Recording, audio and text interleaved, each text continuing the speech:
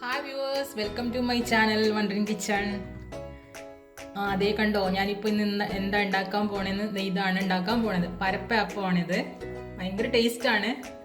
അപ്പോൾ നവരാത്രി സമയമല്ലേ, അപ്പോൾ ഇത് ആ സമയത്ത് കഴിക്കാൻ പറ്റിയ ഒരു ഡിഷാണ്. അപ്പോൾ നമുക്ക് ഇതെങ്ങനെയാണ് ഉണ്ടാക്കുന്നത് നോക്കിയാലോ.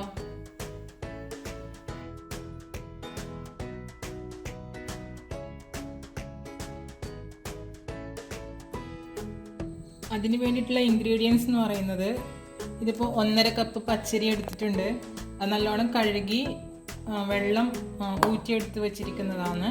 പിന്നെ ഒരു കപ്പ്, 1/4 കപ്പ് തേങ്ങാപ്പാൽ, ഇച്ചിരി വെള്ളം ചേർത്ത് അരച്ച തേങ്ങാപ്പാലുണ്ട്.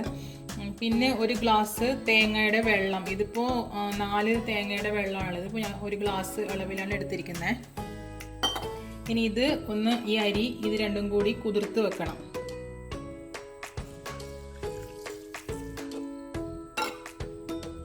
തേങ്ങാപ്പാലും തേങ്ങാ വെള്ളവും ചേർത്ത് ഇത് മുങ്ങാൻ വേണ്ടിയിട്ടാണ്.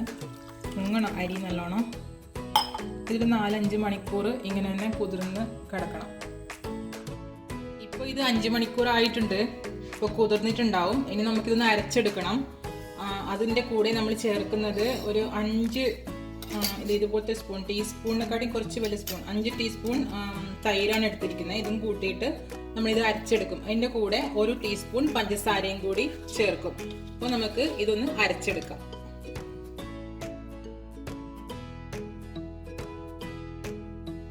അരച്ച് വെച്ചിട്ടുണ്ട്. ഇനി ഇതൊരു 2-2.5 മണിക്കൂർ നേരം വീണ്ടും റെസ്റ്റ് ചെയ്യാൻ വെക്കണം. അടച്ചു വെക്കാം. നമുക്ക് അത് കഴിഞ്ഞിട്ടൊന്ന് തുറന്നു നോക്കാം. ഇപ്പം ഇത് 2 മണിക്കൂർ കഴിഞ്ഞിട്ടുണ്ട്. നമുക്കിത് എന്തായി നോക്കാം.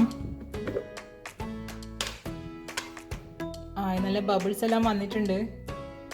ഇനി നമുക്കിതിൽ കുറച്ച് ആവശ്യത്തിന് ഉപ്പിട്ട് കൊടുത്തിട്ട് ഇതൊന്ന് ചുട്ടെടുക്കാം.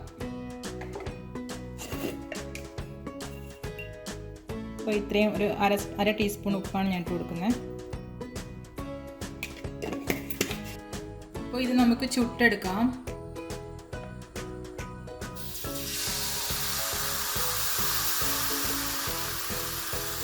ചെറുതായിട്ടൊന്ന് പരത്തി കൊടുക്കാം.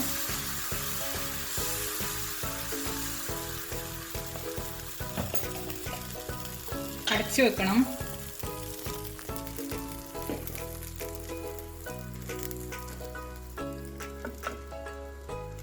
ഒരു 10 സെക്കൻഡ് കഴിയുമ്പോൾ നമുക്കൊന്ന് തുറന്നിട്ട് മറിച്ചിട്ട് കൊടുക്കാം. നമുക്ക് കുറച്ച് ഓയിൽ, 1 ടീസ്പൂൺ ഓയിൽ എടുത്തിട്ട് ഇങ്ങനെ ഒന്ന് ഒഴിച്ചു കൊടുക്കാം. എന്നിട്ടൊന്ന് തിരിച്ചിട്ട് കൊടുക്കാം.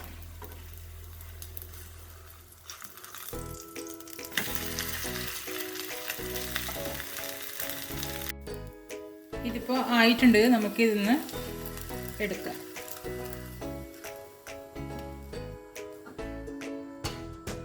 ഇതുപോലെ നമുക്ക് എല്ലാം ചുട്ടെടുക്കാം.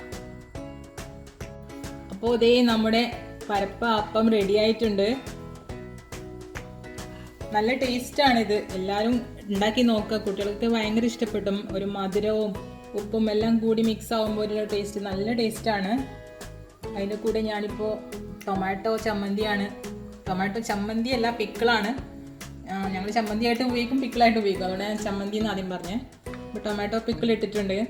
അപ്പോൾ നല്ല ടേസ്റ്റാണ്. ഈ കോമ്പിനേഷൻ ഭയങ്കര ടേസ്റ്റാണ്. എല്ലാവരും ട്രൈ ചെയ്ത് നോക്കുക. പ്രത്യേകിച്ച് നവരാത്രി സമയത്ത് ഉണ്ടാക്കാൻ പറ്റിയൊരു ഡിഷാണ്. എല്ലാവരും ട്രൈ ചെയ്ത് നോക്കുക. Thank you.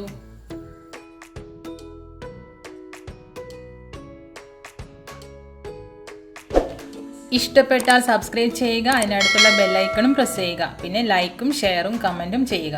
Thank you.